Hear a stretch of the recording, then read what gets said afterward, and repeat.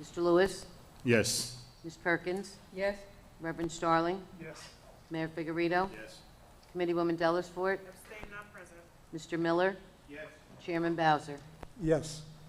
At this time, we need to move forward to the new business. It's my understanding that there's a slight change in our agenda this evening. Costco will not be heard this afternoon. Will the representative for Costco please come forward? Or not. Or not?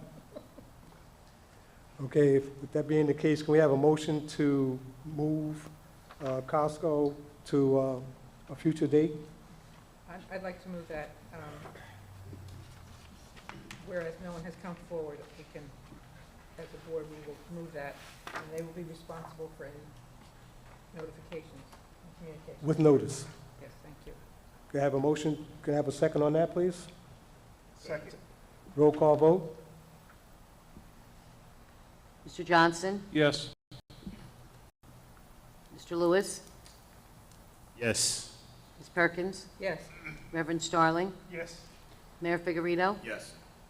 Committeewoman Dellisfort? Yes. Mr. Miller? Yes. Chairman Bowser? Yes. The next item on the agenda is application for Thomas Cedillo and Diana San Antonio. Will that representative please come forward? Good evening, Mr. Chairman and board members. Stephen Hale representing Thomas Cedillo and Diana San Antonio. And we're here this evening for a minor subdivision for these properties. And by the way, just reflecting again, it's great to be here in person. I guess last month was our first time, and it's great to see you all again. Yeah, this is an application I've had an opportunity to review with Mr. Hatterer. We are looking for a subdivision. We're before this board for that minor subdivision, and this is a unique situation. Usually looking at perhaps undersized lots and like these, the lots that are being created are far in excess of what's permitted in the zone.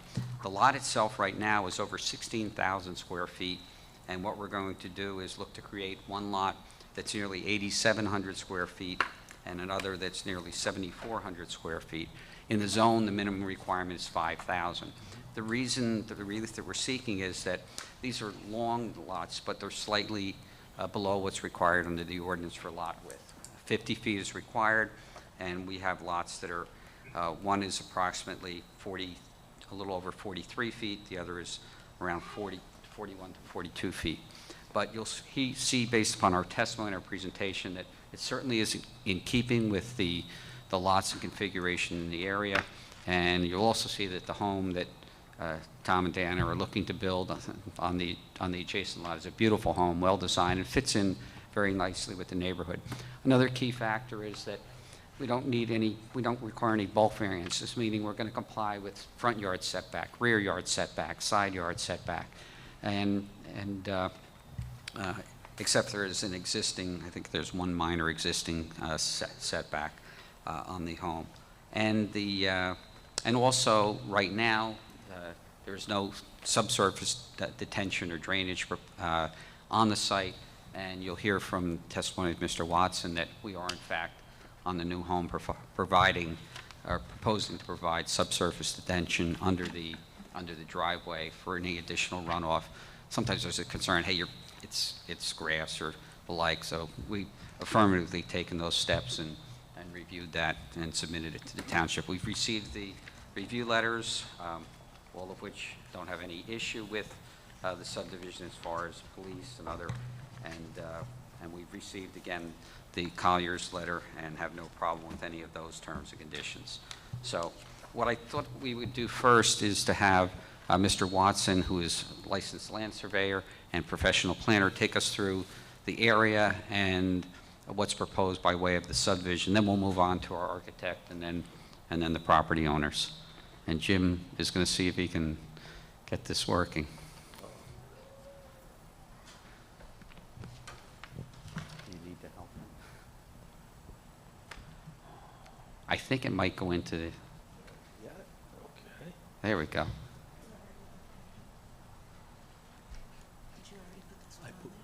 Oh, you did? Okay.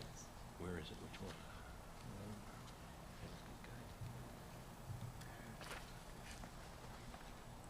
No, it's the next. No, next set. that's the charging station. this one. Application? No, the one, the plan Sedillo. No, that's the architecturals, yeah, the site plan. Subdivision. Yeah. You're better at this, Skip. My finger's too fat, thank you. All right. All right, good evening, good evening. Okay, wait, you gotta be sworn There you first. go. Do you swear or affirm that the testimony you will give today will be the truth, the whole truth, and nothing but the truth? Yes, I do. Okay. Mr. Watson, I know you've been before this board, but if you could leave the board and public the benefit of your work, educational experience, area of expertise, licenses you hold, and as I've indicated, you'll be testifying as a licensed land surveyor and also a professional planner. Sure. It's James Watson, EKA Associates, 328 Park Avenue, Scotch Plains, New Jersey. I'm a licensed land surveyor in the state of New Jersey as well as the state of New York. In addition to that, I'm a licensed professional planner. Been licensed since 1983. Appointed positions over the years, I have actually been the planner for the Township of Union at one point. I was the planner for the Borough of Carteret and the public advocate for the Township of Warren.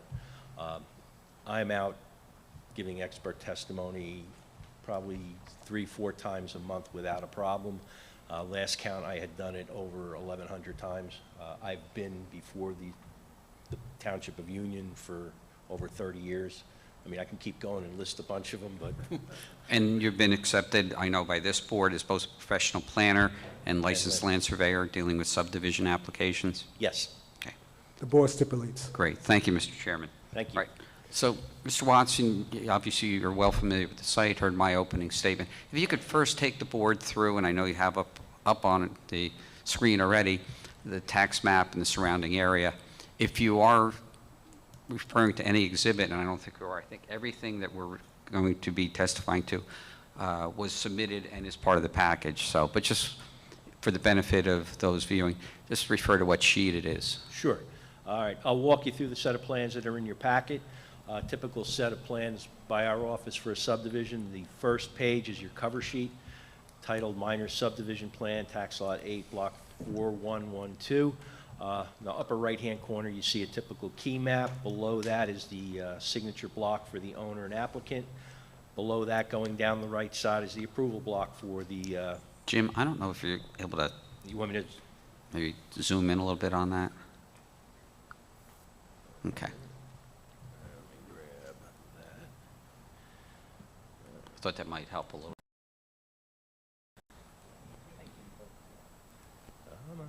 Hold, Jim, you'll get some help here. Okay, what'd I do? I think we can have just the plan and get rid of all that.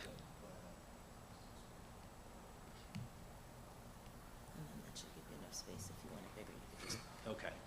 All right, going down the right side, again, is the approval block for the chairman, secretary, and engineer. On the bottom right-hand corner is our title block with a, come on. Let me try, there we go. Table of contents with our title block. You'll see my signature in the corner. Going down the left side, you have a list of owners within 200 feet. Let me go this way. Come here. I'm not good at this tonight. There we go. And below that, some general notes. In the center of the sheet, you have your tax map information with your zoning criteria and boundaries overlaid on there. Everything tonight that you're going to talk about, we're entirely within the RA zone, which is your residential single-family zone. Below that is the key to everything we're doing tonight, which is the zoning table for the RA zone. Let me get that up a little bit for you.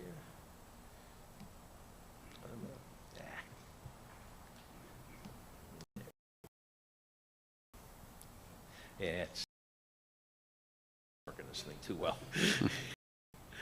Okay, you'll see the table for the RA single-family residential zone requirements.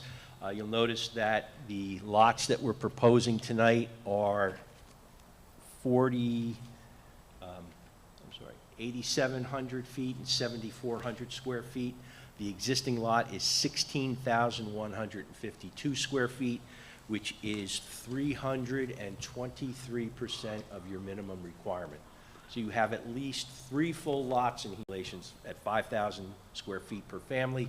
You could fit 3 families in this square footage if you wanted to. Not that you can configure lots, but you're well above your minimum density for the area. The 2 lots that we're proposing, the lot areas for 801, that's 174% of your minimum requirement. Lot 802, which is the new lot, that is 149% of your minimum requirement. So you have more than enough area to sufficiently house and keep a single-family residence and the adjoining or the accompanying uses that go along with it. If you look at the down here, let me see this.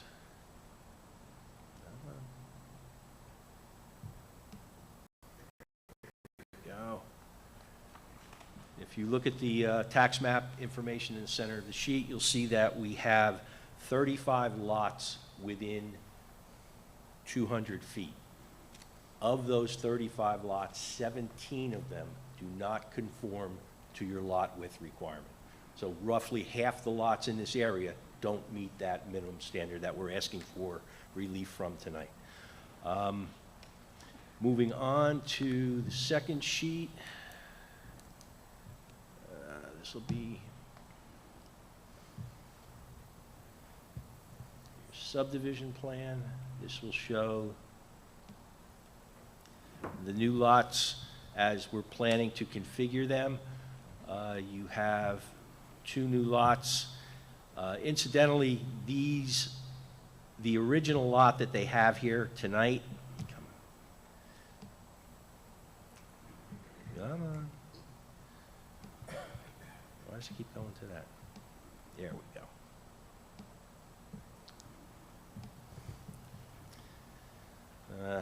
I apologize. I'm not real good at this. Oh, okay. I can just, there we go. Okay. Thank you. The original lot that we're talking about tonight is actually made up of 2 lots from 2 file maps that abutted each other. They were very irregular, so what they did was paste these 2 lots together and sold them as one lot. They were triangular in shape, and if you look, I'll point this out later when I get to the existing conditions plan. But you'll see tonight the 801 is the vacant lot that we're proposing a house on. Again, that's 8,700 square feet, and 802 is proposed to be 7,400 square feet. That's where the existing house is now and will remain. Frontages are 4316 for 8.02, and 8.01 is 43.17. So we kind of split the frontage and gave the new lot more area than we did with the existing because it's configured and set up the way we have the new property line drawn. Again, you have the schedule of the general requirements in the lower right-hand corner, our title block. Moving through the set of plans. Come on, go back. There we go.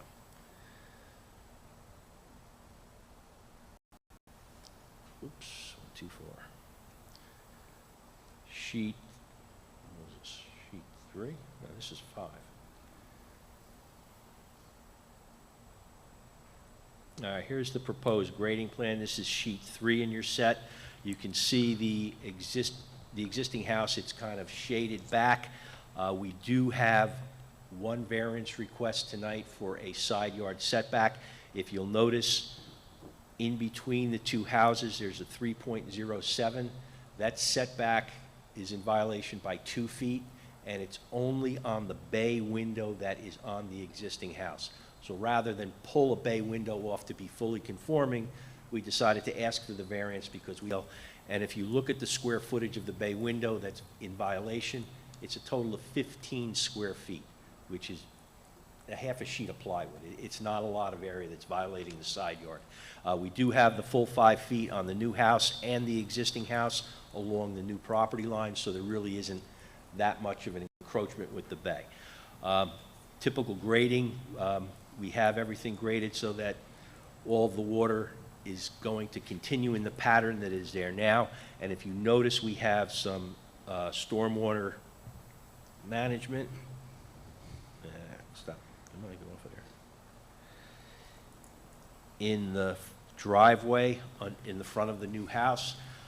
And if you notice, all of the leaders on the house, the new house, are connected and directed into that stormwater management system. So no roof runoff or driveway runoff will go anywhere but the detention system and then out into the gutter line where it's supposed to go. It won't encroach on any neighbors. Nothing will change as far as they're concerned. Moving through the set of plans. Whoops. All right, that's the grading plan. Sheet 4 is the construction details. These are typical details of all the improvements that have to be built within the right-of-way, sidewalk, curb, connection details, and the like. She did not put the survey in here. That's okay. Yeah. You can see the existing conditions pretty well on the subdivision plan, and like I said,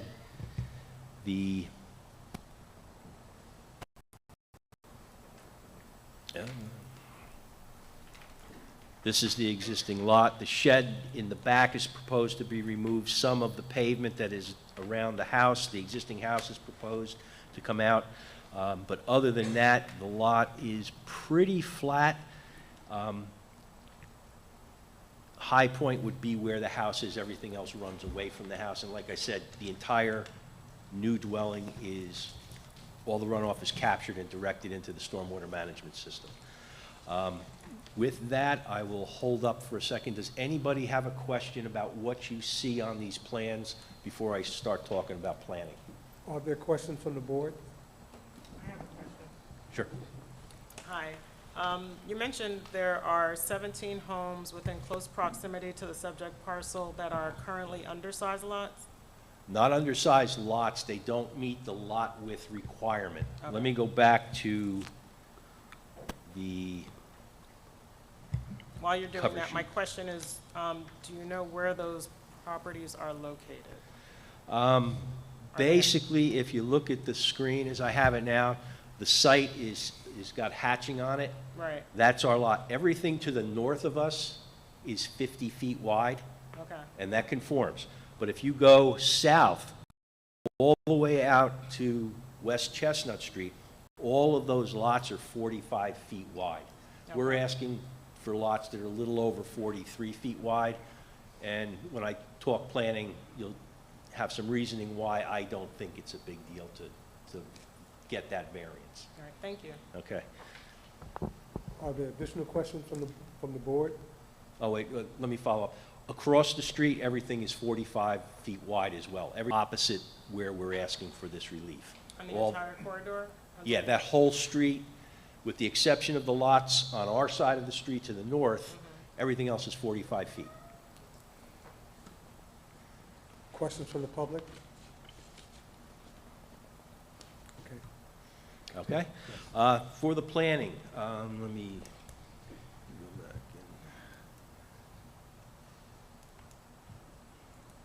in case you have a question. Okay.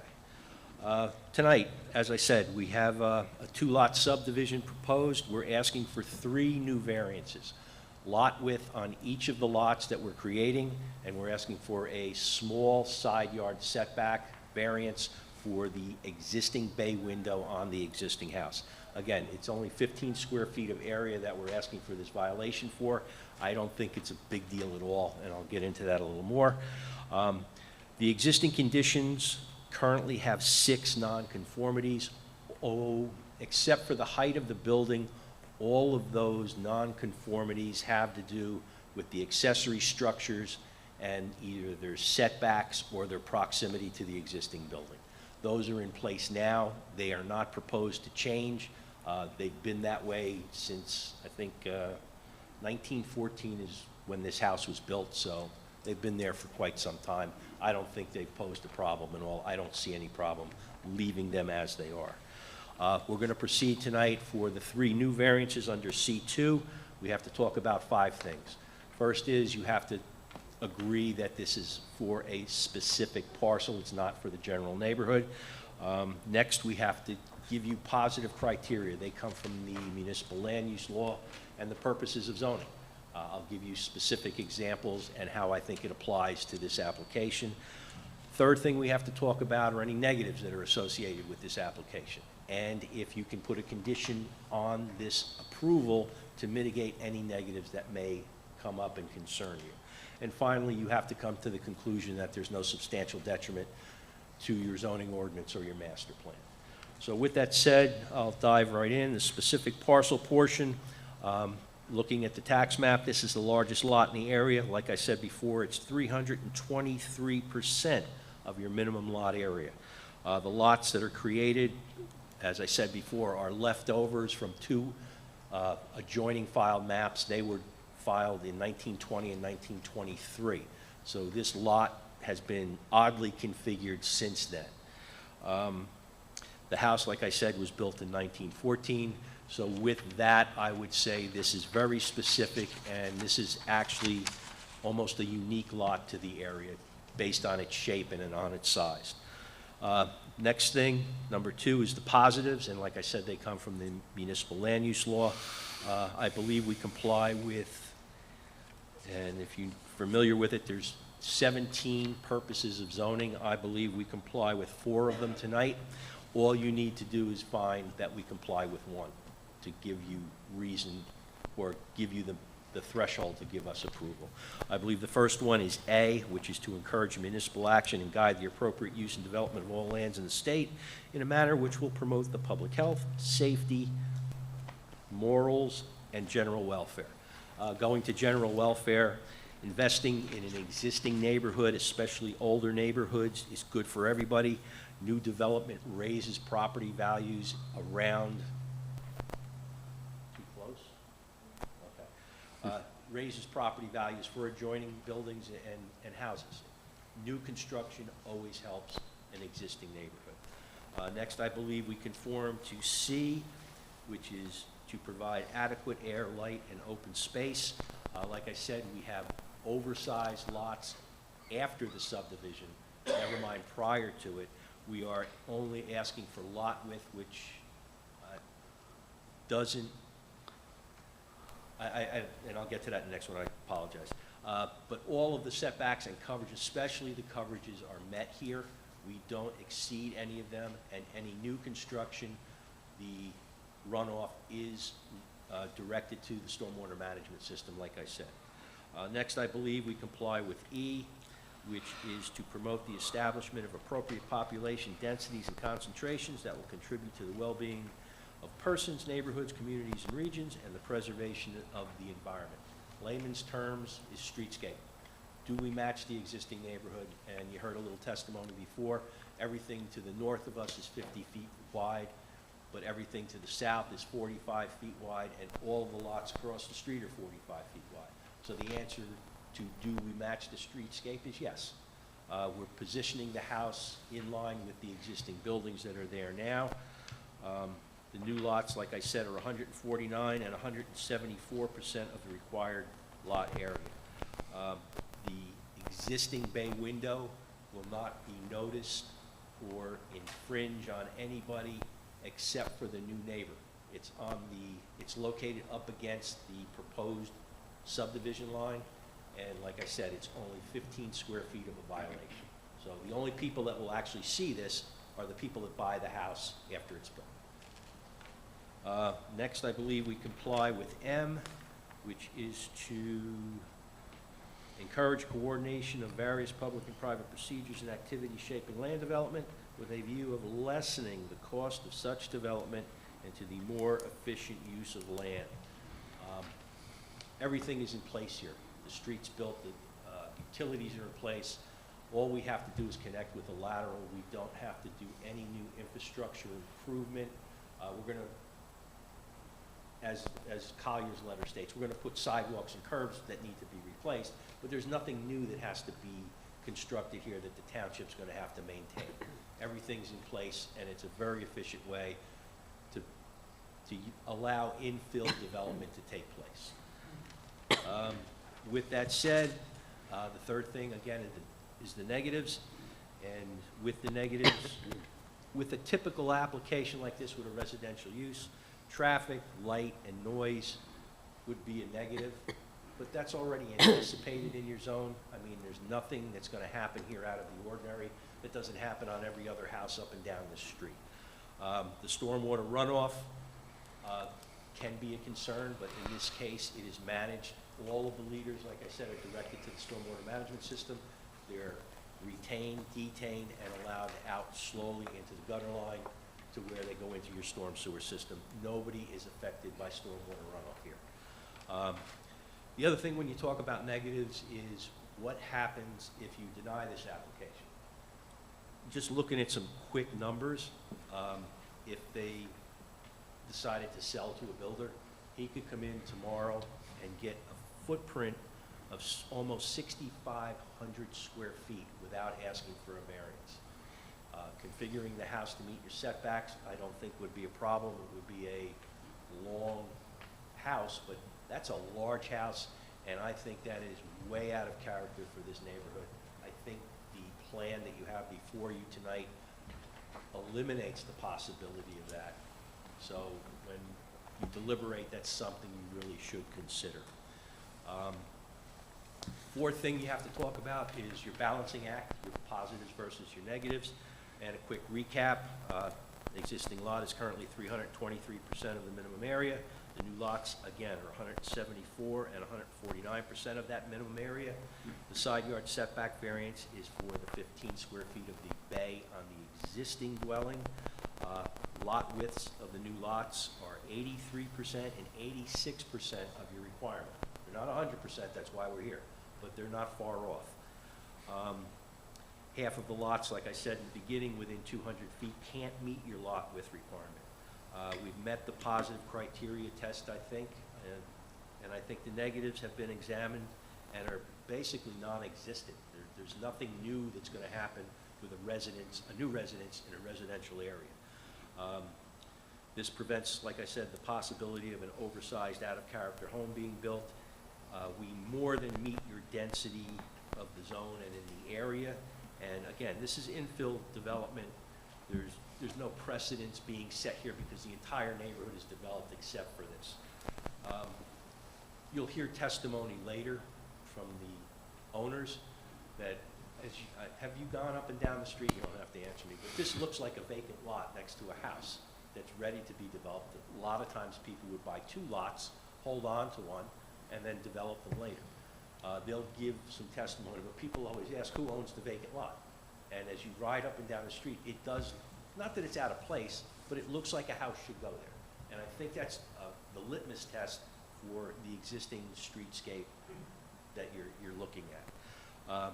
And finally, you have to agree with me, and it is my opinion, that this application will have no substantial detriment to your zoning ordinance or the master plan of the township. That's it. Thank you for paying attention. Thank you, Mr. Watson. No further questions at this time? Questions from the board? I have a question. What was on the property? I know it's a vacant lot currently, but what was there prior to? It's always been like that. It's always That's how been they like bought it. And the property owners are here to talk about some history. Okay. And again, just the to house was built in 1914, so beautiful. it's been around a while. And just to confirm, you're eliminating the bay window as well as the shed? No, they're taking out some of the sheds, the stuff on the vacant part of the lot. The bay window is staying, and that's what we need the side yard relief for.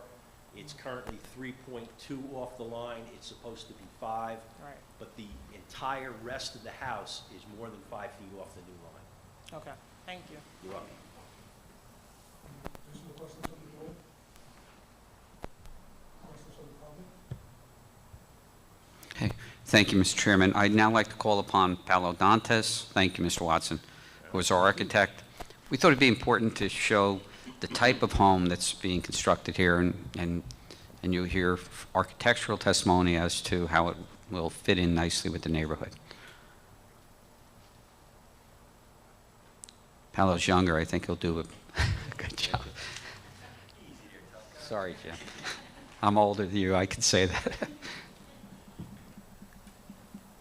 Do you swear the testimony you will provide will be the truth, the whole truth, and nothing but the truth? Yes. Mr. Dantas, again, I know you've appeared before this board, as is Mr. Watson, but if you could give the board an overview of your credentials, area of expertise, licenses you hold, and again, whether you've been accepted as a professional architect in the courts or boards of the state of New Jersey. Sure.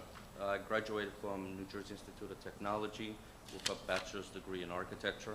Have been licensed since 2007 and still to date. I am the partner and owner of Dantas Correct Architecture in Union, New Jersey.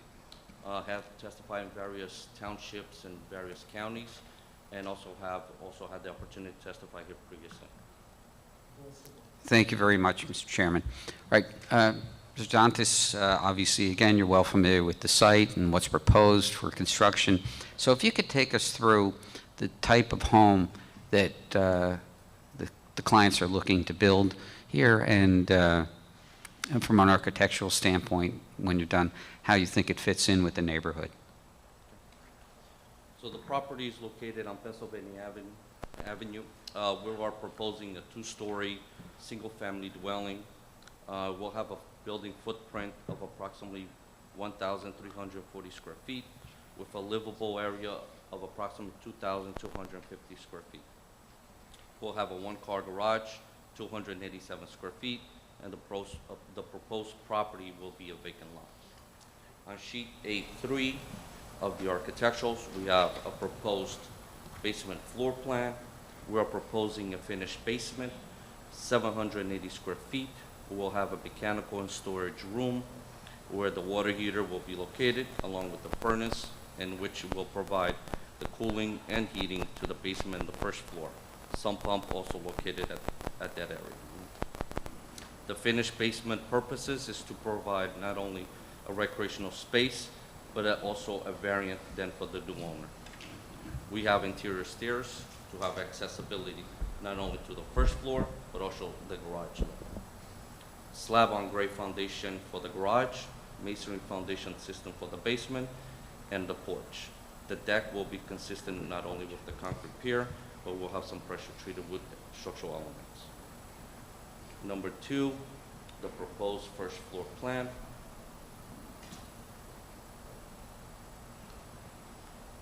We have proposed one main entrance with a covered porch, approximately 112 square feet. The first floor plan will consist of an open plan concept space that it will include the living, the dining, and kitchen. The first floor ceiling height that we're proposing is 9 feet. Within the living room, we also will have a prefabricated fireplace. The kitchen layout shall be an L shape with a center island, and adjacent to the kitchen, we'll have a breakfast nook. And within that breakfast nook, we'll have sliding doors that will allow us to access a covered deck and also to the rear of the property. Additionally, we have provided a full bathroom, a mudroom in the back, and also an interior access stairs, not only to the garage, but also with a side entrance. Additionally, we have the main stair that will have accessibility not only to the basement, but the second floor. The proposed second floor, we are proposing 4 bedrooms and 3 bathrooms. Within the master bathroom, we are considering 2 walk-in closets, and then a master bathroom with the double sinks, a shower, and a toilet. Bedroom number 2 and 3 will have a shared bathroom, which will consist of 2 sinks, a door which will privatize the toilet and the tub. And bedroom number 4 will consist of a private bathroom, and additionally, we are proposing a laundry closet for wash and dryer. Finally, an attic access has been provided, and that's for accessibility for the furnace in the attic.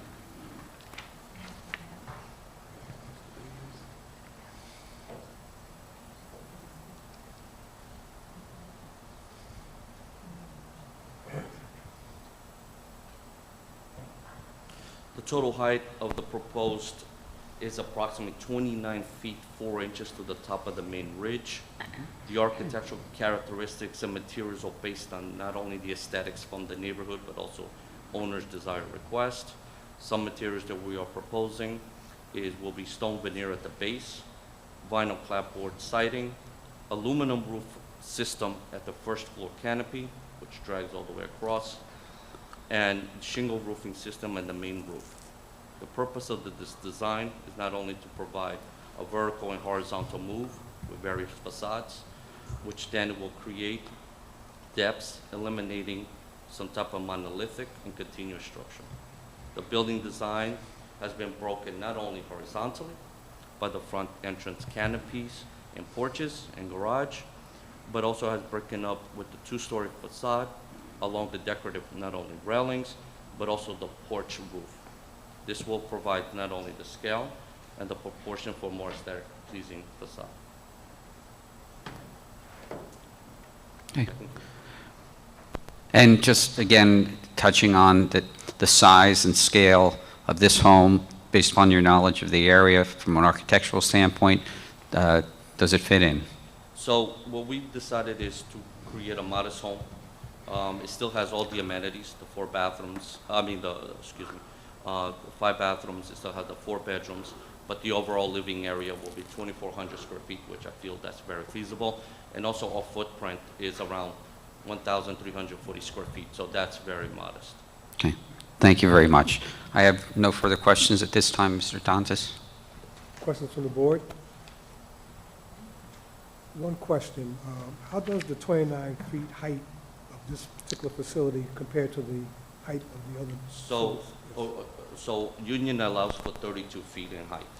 We did a little bit lower, give us the opportunity for that, also because the size of the home does allow for that. So the pitch, still a 5 on 12, the home is not large enough to create the height. And then also that lowered the height in overall neighborhood starts kind of scaling as a proportion as well.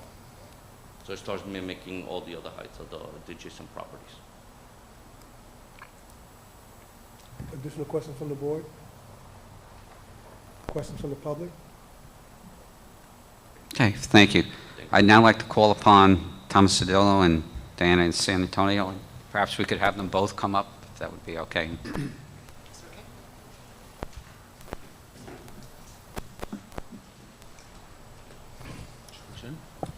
Raise your right hand. Do you swear that the testimony that you will give today will be the truth, the whole truth, and nothing but the truth? Okay, so just you're the owners of this property, and I know we've talked about it for quite some time. Just speak into the mic if you could, Tom. We lived here for over 30 years. We fell in love with the house because of the yard. I'm from Elizabeth originally, so 4-family house, no backyard. We saw this was great. But, and everybody's kids in our neighborhood used the yard. It was, fantastic. But now everybody's gone. And now I'm cutting, it actually can grow grass there now, and I don't want to cut this grass anymore. So at this point, I was thinking we could sell the property. People come up for years and asked if we would sell it, but we didn't own it. The bank owned it. I finally paid the mortgage off. So now I can sell it. So that's where we're at. That's why we're here. Okay. Now, one of the things that asked, and I think committee woman, I always call her mayor anyway, Dallas Ford had asked what this used to be, and it's been from the time you've owned the property vacant land, is that correct? Yes. Yeah, it's always been an open side of the house that, if you do walk, I don't know if you've gone through Pennsylvania Avenue, it's only 1 block long, and it's one of the best neighborhoods, I believe, in Union. But we would always get asked, who owns the property next door? My son was 3 months old, and an old man had knocked on my door and said, I want to buy that property next door. His wife, they had moved out of Union, I guess for their children, and decided that they needed to live in Union. So he wanted to buy my open property, but at the time, who knew?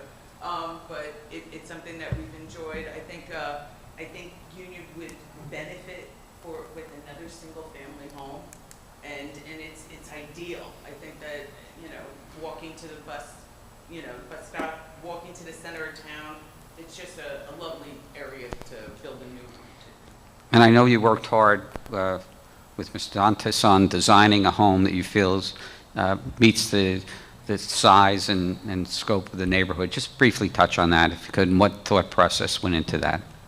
Well, we went in, after they designed, Paul designed the house, my wife wanted to buy the house.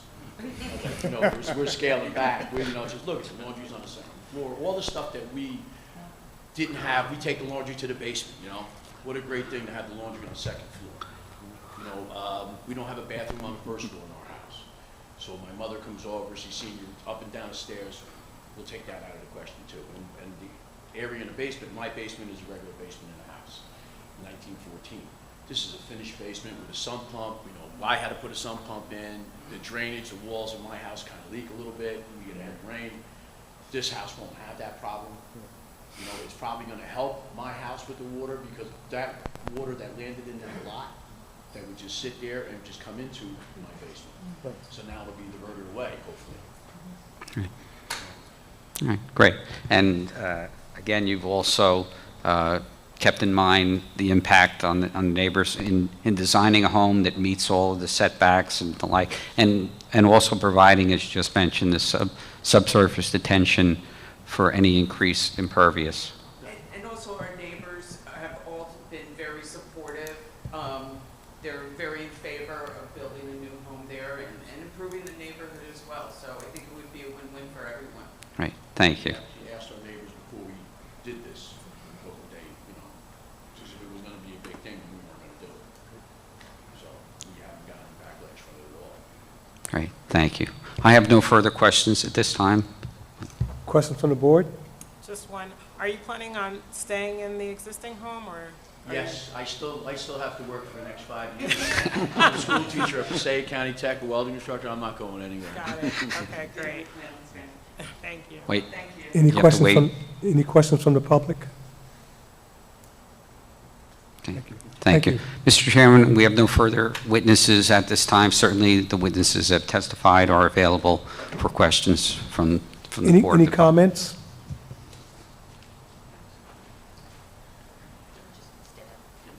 Mr. Dale, was that your summary? I think there's Some public comments? comment. Yeah. Okay. No, you can come up, well, either one.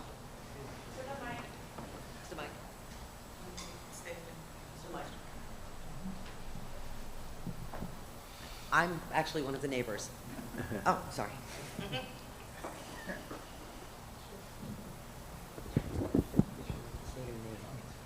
you please state your name and address? Patricia Dravis Allister, 923 South Park Terrace in Union. Do I have to? No, yes? That's it. That's it. Okay. We are neighbors of Tom and Diana. We've lived in our house for almost as long as they've lived in their house. I think this would be a great addition to the neighborhood. It fits. It's not a house that would stick out. It would blend in perfectly. Most of the lots are kind of long and deep on that, narrow and deep on that side of the street. And I can't really find anything negative to say about, the neighbors are definitely in favor of them going ahead with the plan. Thank you. Thank you for your testimony. Any additional comments from the public?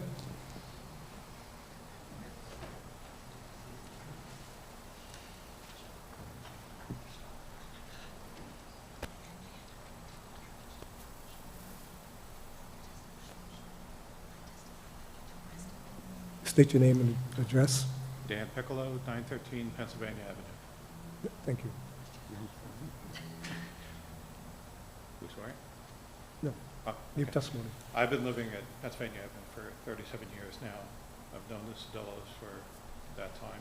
Great neighbors. I think the house actually will add a nice curbside appeal to the neighborhood. Some of the houses like mine are a bit old and fatigued. I think this will be a nice addition. That's it. Thank you. Thanks. Additional comments?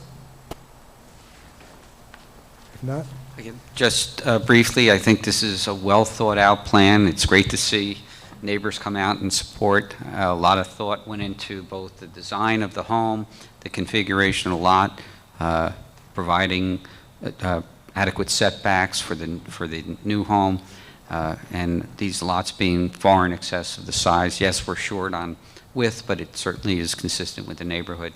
And for all those reasons, we request the board grant this application. So thank you for your time and consideration. Thank you. At this time, can I have a motion to approve this application? Mr. Chair, I respectfully move application 2022-06, Thomas Cedillo and Diana San Antonio, 920 Pennsylvania Avenue, P as in Bravo, 4112, L as in 8, minor subdivision be approved. Can I get a second? Second. Roll call vote, please. Mr. Johnson? Yes. Mr. Lewis? Yes. Ms. Perkins? Yes. Reverend Starling? Yes. Mayor Figueredo? Yes. Committeewoman Dellisford? Yes. Mr. Miller? Yes. Chairman Bowser? Yes. Thank you very much. Appreciate your time and consideration.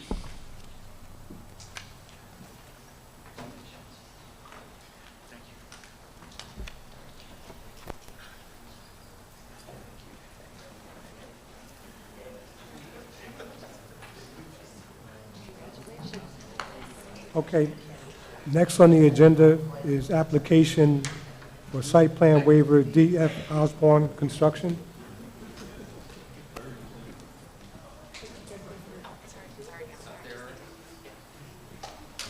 The old one's still there, right? You got everything on it? Okay, you got it.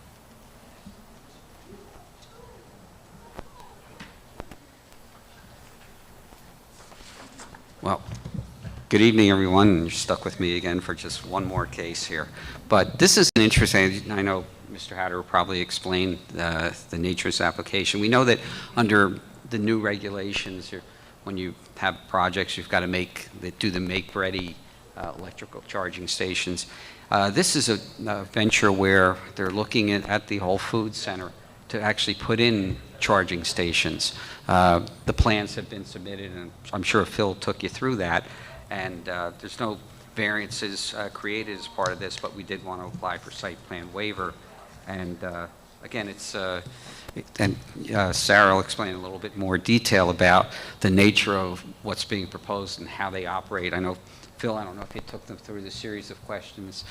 Phil was kind enough to send a detailed list of questions that he had, and we had an opportunity to review it with... Yeah, you know, Steve, it might make sense for you to go through those questions. I actually didn't review those with the board. Oh. You usually do, Phil. You drop the ball. I'm kidding. And actually, rather than me going through it, I'm going to let Sarah take us through. So I'd like to call upon Sarah Mclean, and you can be sworn in and then tell us a little about yourself. And Do you swear the testimony that you will give today will be the truth, the whole truth, and nothing but the truth? I do. Okay, so Sarah, if you could give the board a little bit of background on your company and your involvement in this process. Yeah, great. My name is Sarah Mclean.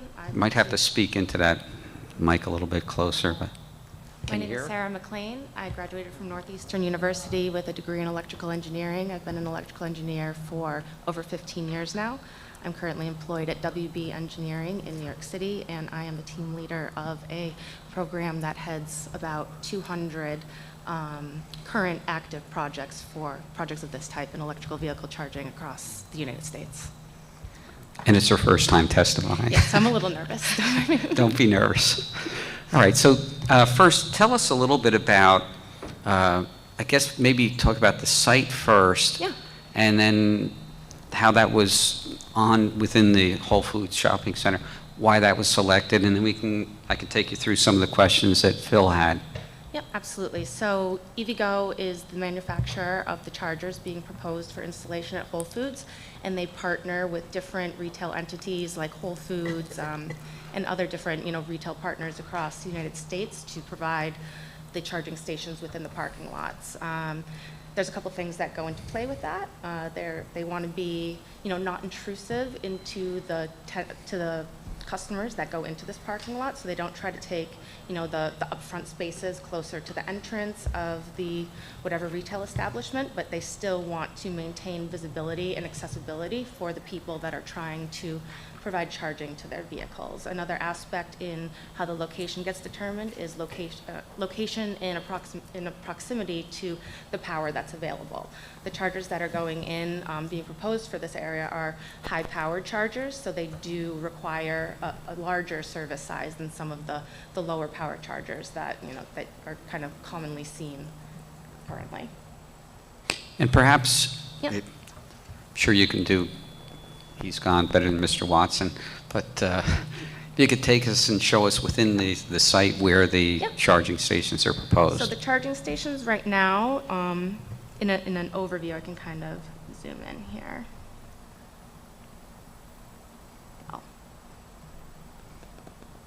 So if this is the Whole Foods site, we're kind of looking at this top northeastern corner of the site, adjacent to Springfield Ave. So if we go to this plan, the reason that this location was determined is because our power that we're pulling is running parallel to Springfield Avenue. So that's where we're pulling our power to bring power to the charging station. So we're planning on putting a new utility transformer right here.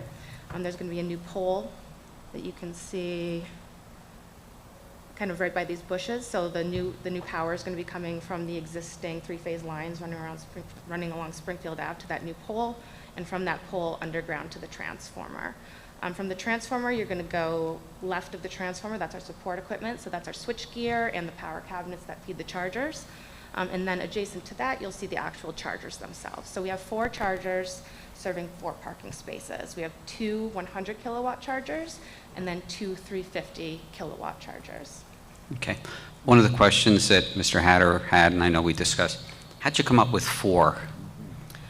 This is a common configuration that we see going into these sites nationwide. We don't want to be intrusive and take up large quantities of parking spaces in these areas. We're sensitive to, non-EV charging parking requirements.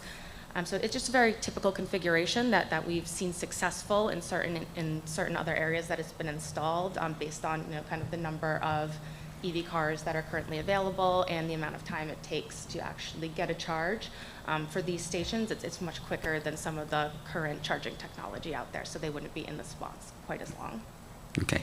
And tell us a little bit about, you said they're fast chargers, the 100 kilowatt, 350 kilowatt, a little bit about what the difference is between the two and So both types of chargers are fast chargers, high-powered fast chargers. The 100 kilowatt chargers are able to serve most of the current electrical vehicle charging technology that we see today. The 350 kilowatt chargers are a little bit of a future-proofing. The technology for the majority of cars right now isn't quite there.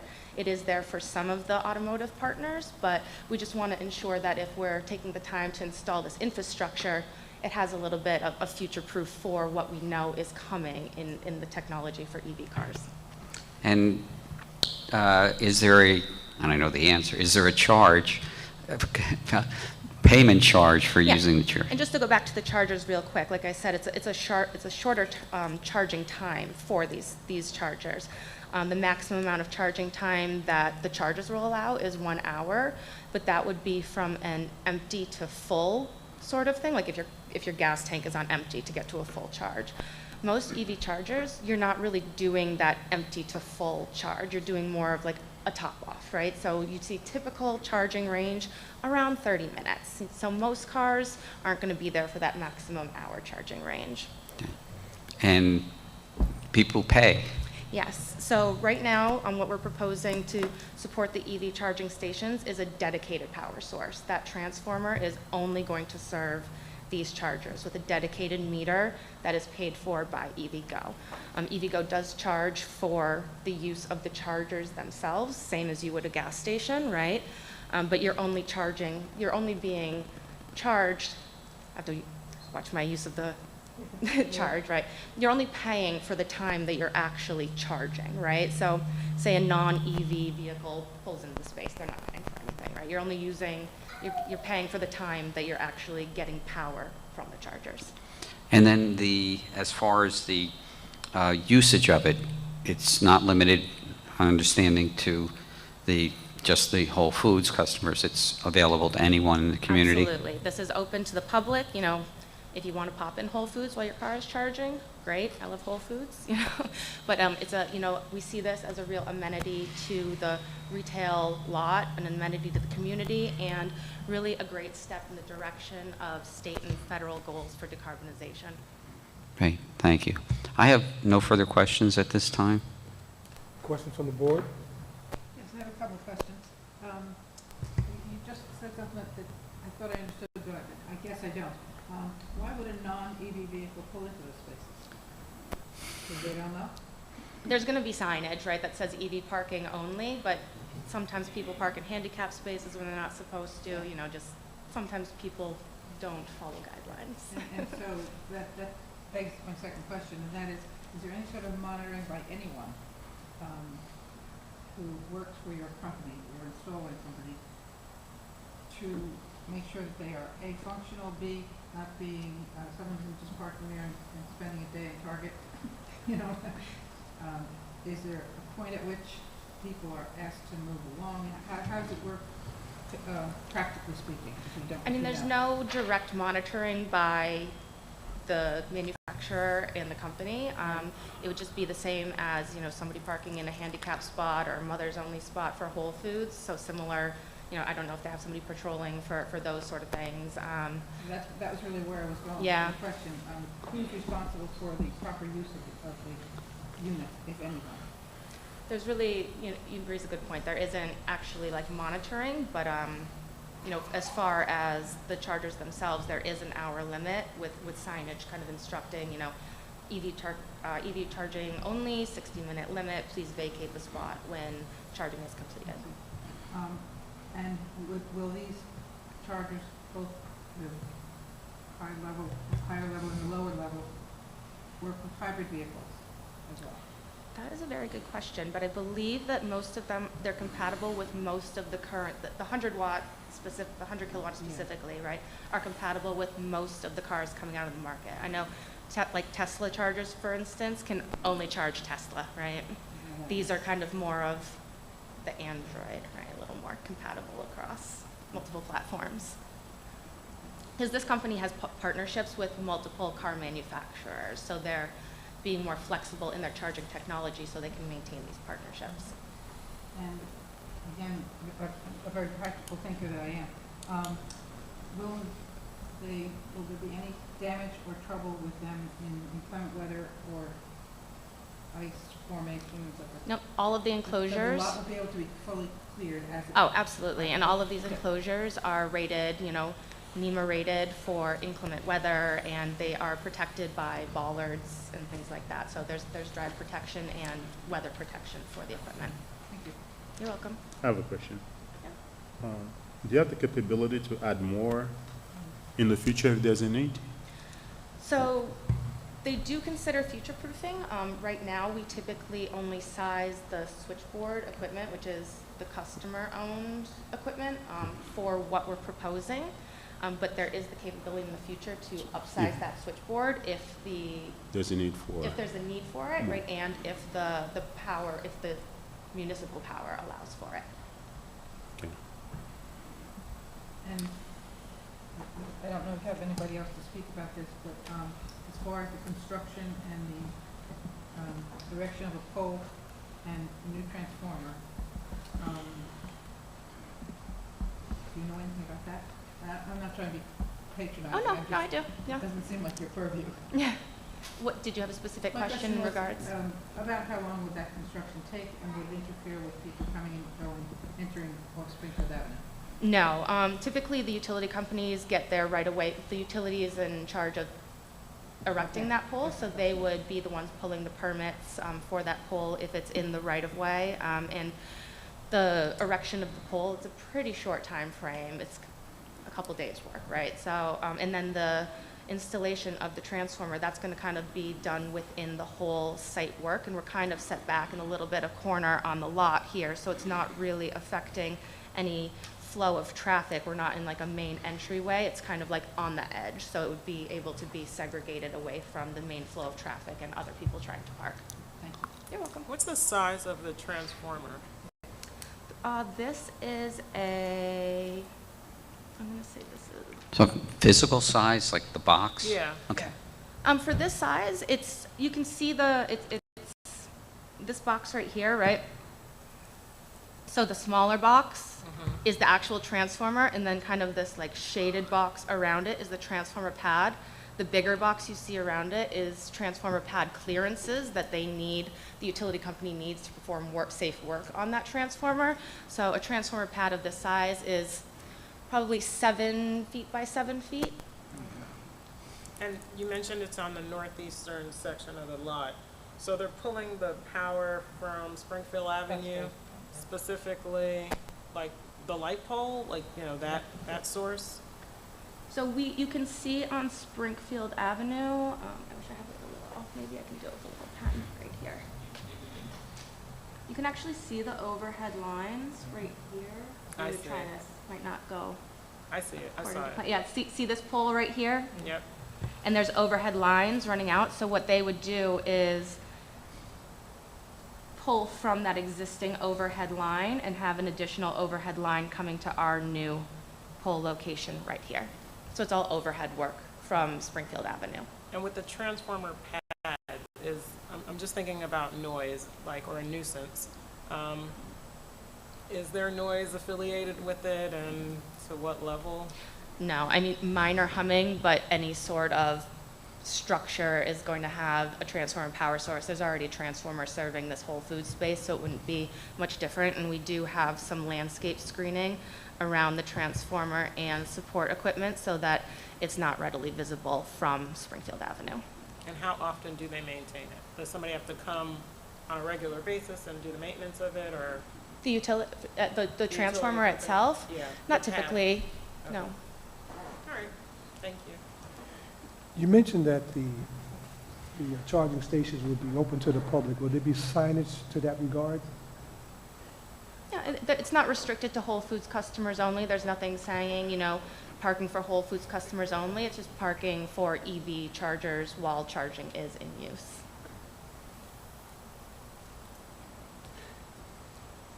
Would you want to ask, just out of curiosity, because I'm learning as we go here, what's the cost of an hour charge at this time? It varies by jurisdiction based on the local utility rates. I see. Yeah. Thank you. Any further questions from the board? So we don't know what that cost is? Currently, I do not know what the cost is for this area, but I know that it's based on the local utility rates that EVgo is paying for, you know, the electricity that they're using, plus whatever surplus of that for them to make profit, right? So do you have an example for us of how much it costs for another area that you serve? Not offhand. I don't work so much on the back end. I'm more on like the design and construction end of things. I'm sure it's less than diesel. It's certainly not $5 a gallon, I'll tell you that. Questions from the public? We have no further witnesses, and Sarah did a great job your first time testifying. Any comments? Mr. Chairman, I think this is an exciting addition to the community, and hopefully we'll see more of these come along, again, particularly with the ever-increasing price of fuel. And with the federal regulations. And the regs, yes. It is just going to be more and more common. So we need the infrastructure to support how technology is changing with vehicle. And we'd just like, again, to thank the board for accommodating us by way of a site plan waiver to have this move forward. And I know that they've been bugging us to get this going, so I know construction will happen as soon as we can get our permits. Before we go a little bit further, just one other thing, and I don't know, again, if you may know this answer. And we talked about maintenance, and I understand you said that that's not typically done. If, in your experience, or the company's experience, to your knowledge, do these things break down, or as pumps do in gasoline stations? I mean, with any piece of technology, right, there is a risk of malfunction, but there are, if you're on the app, right, there's numbers posted on the equipment for maintenance, and if somebody's using, there's like an app that goes with it, so they can notify that something's not working, and then the company can come and maintain it. Yeah. Yeah, the company partners with the landlord, so at this location, Whole Foods, so it's within their contract with Whole Foods that they need to maintain this equipment. It's not Whole Foods' responsibility. You're welcome. Further questions or comments? Yep. Again, Mr. Chairman, we think it's an exciting project. We're learning something this evening. I mean, I don't have an electric car, but at some point we probably all will. So we would request that the board grant the site plan waiver and look forward to having these installed. Thank you. At this time, can I have a motion to approve this application? Yes, I'd like to move that we approve application 2022-07 DF Osborne Construction Incorporated at 2255 Springfield Avenue, 4914, lot 10, I guess that is. Can I get a second? Second. Roll call vote? Mr. Johnson? Yes. Mr. Lewis? Yes. Mr. Perkins? Yes? Reverend Starling? Yes. Mayor Figueredo? Yes. Committeewoman Delasport? Yes. Mr. Miller? Yes. Chairman Bowser? Yes. Thank you very much, and everyone have a safe and happy Memorial Day weekend. Thank you. Thank you. At this time, we have no additional new business. Can I have a motion to adjourn? Mr. Chairman, so moved. Can I get a second? Second. All in favor? Meeting adjourned.